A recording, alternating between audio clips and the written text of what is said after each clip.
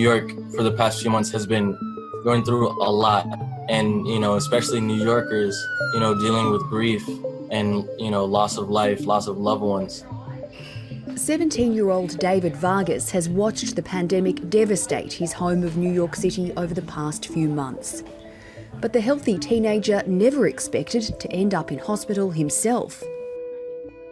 I had fever, headaches, body aches. I woke up at around 4 a.m. With a sharp pain on my chest, as well as difficulty breathing. And I've never felt that pain before. And it was then that my parents and I knew that it was best to see a doctor. David's father was worried too.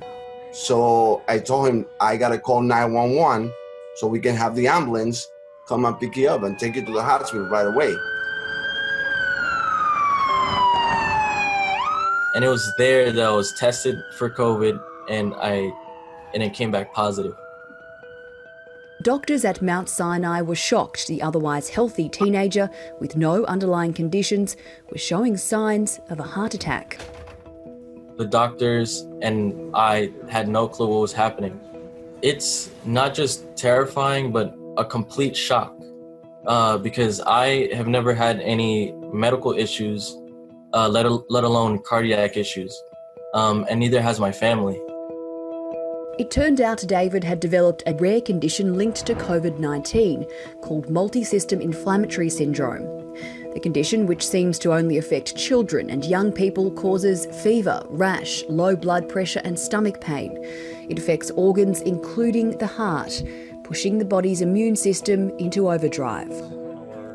The rare but potentially deadly syndrome was first documented in COVID-19 patients in New York, London and northern Italy in late April. This took us by surprise because everything we knew about COVID was that it was a mild disease in children. As the head of paediatric critical care at Mount Sinai Hospital in New York, Dr. George Ofori-Amanfo has treated more than a dozen children with the disease. He and his team were concerned when David arrived last month.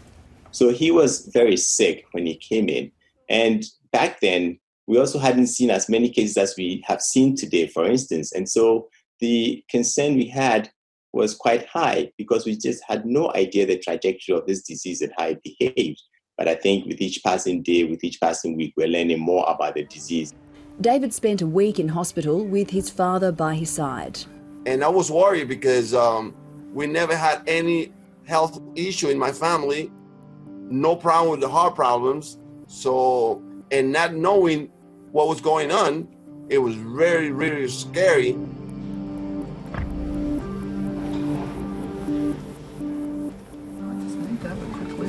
Chest again, so let's do that. No children in Australia have been diagnosed with the syndrome yet, but the government has commissioned a nationwide study to monitor the situation. Coronavirus has been intriguing in that the effects on children have been very different to the effects on adults, which is unusual for respiratory viruses. Dr. Philip Britton is one of the infectious disease paediatricians taking part in the program from Westmead Children's Hospital and says Australia's success in suppressing the virus means it's unlikely there'll be cases here.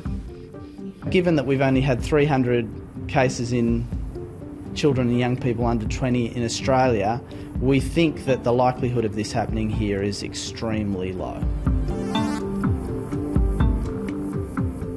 At home in New York, David Vargas is recovering from his ordeal and looking forward to life in his city returning to normal.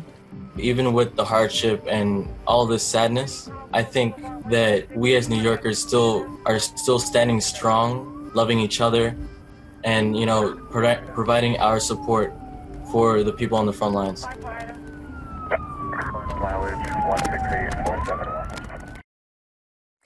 Hi, I'm Lee Sales. Thanks for watching this story. If you'd like to watch more of 7:30's stories, they are on the left of your screen. And tap on the button below to subscribe and get the latest from ABC News.